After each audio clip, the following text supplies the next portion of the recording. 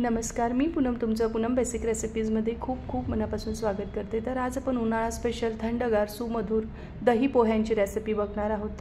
सध्या उन्हाळ्याच्या सुट्ट्या चालू झाल्या आहे। मुलं घरी असले की सतत त्यांना काही ना काही वेगवेगळं खायला हवं असतं। त्यासाठी एक उत्तम पर्याय आहे, अतिशय झटपट तयार होतात ते दही पोहे। चला तर मग वेळ न घालवता रेसिपीला सुरुवात करूया। त्यासाठी मी इथे 1 कप पोहे घेतले आहे। रेग्युलर जे कांदे पोह्यांसाठी पोहे वापरतो तेच पोहे या ठिकाणी घ्यायचे आहे। स्वच्छ 2 पाण्याने हे पोहे धुवून घ्यायचे आणि असे चाळणीमध्येच ते आपल्याला निथळत ठेवायचे आहे, म्हणजे अगदी मऊसूत हे भिजतात। आपले इथे पोहे छान भिजतायत तोपर्यंत आपण काय करायचं, एक तडका तयार करून घ्यायचा आहे। तर असा खमंग तडका बनवण्यासाठी पॅनमध्ये 2 छोटे चमचे तेल घ्यायचं आहे। तेल चांगलं गरम झालं की पाव चमचा मोहरी टाकायची। मोहरी मात्र फुटू द्यायची आहे, त्यामुळे या तडक्याला खमंगपणा येतो। त्यानंतर पाव चमचा जिरं आणि 2 चिमूट यामध्ये हिंग घालायचं आहे। त्याचबरोबर 2 मोठे चमचे यामध्ये शेंगदाणे घालायचे आहे। तर हे कच्चे शेंगदाणे आहेत। त्याचबरोबर 5-7 कढीपत्त्याची पानं टाकायची आणि 1 चमचा किसून घेतलेलं आलं टाकायचं आहे। आलं अवश्य टाका, त्यामुळे या दही पोह्यांना खूप छान चव येते। एकदा तुम्ही ट्राय करून बघा।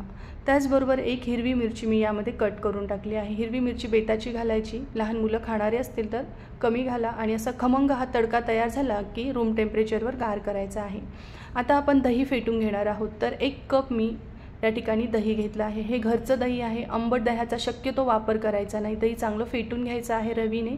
तोपर्यंत तुम्हाला एक निवेदन आहे, तुम्ही अजून माझ्या चॅनलला सबस्क्राईब केलं नसेल तर नक्की सबस्क्राईब करा आणि बेल आयकॉनवर क्लिक करा। सबस्क्राईब करणं पूर्णपणे फ्री आहे, निःशुल्क आहे, तर नक्की माझ्या चॅनलला सबस्क्राईब करा।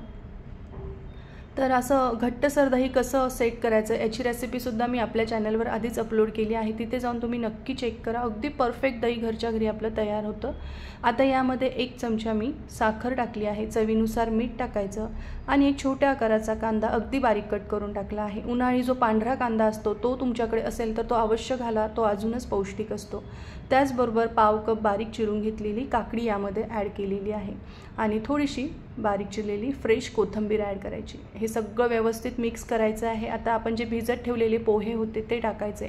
आता या स्टेजला पोहे खूप जास्त तुम्हाला कोरडे वाटत असेल तर ताक असेल तर ते तुम्ही ॲड करा, किंवा मग अजून दही तुम्ही थोडीशी यामध्ये ॲड करू शकतात। अगदीच दही पण नसेल तर थोडं पाणी तुम्ही यामध्ये ॲड करू शकतात। असे छान मऊ लुसलुशीत हे झाले पाहिजे। आता बघा, या ठिकाणी महत्त्वाची टीप आहे की तडका पूर्णपणे गार झाला की मगच पोह्यांमध्ये टाकायचा। गरमागरम तडका जर तुम्ही पोह्यांमध्ये टाकला तर आपले हे पोहे लवकर आंबट होतात, दही लवकर आंबट होतं, त्यामुळे थंड झाल्यावरच टाका। शेवटी कोथिंबीर टाकून सर्व करायचे आहे। तर तुम्ही सुद्धा करून बघा। रेसिपी आवडली तर कमेंट करून नक्की सांगा। माझा व्हिडिओ पाहिल्याबद्दल धन्यवाद।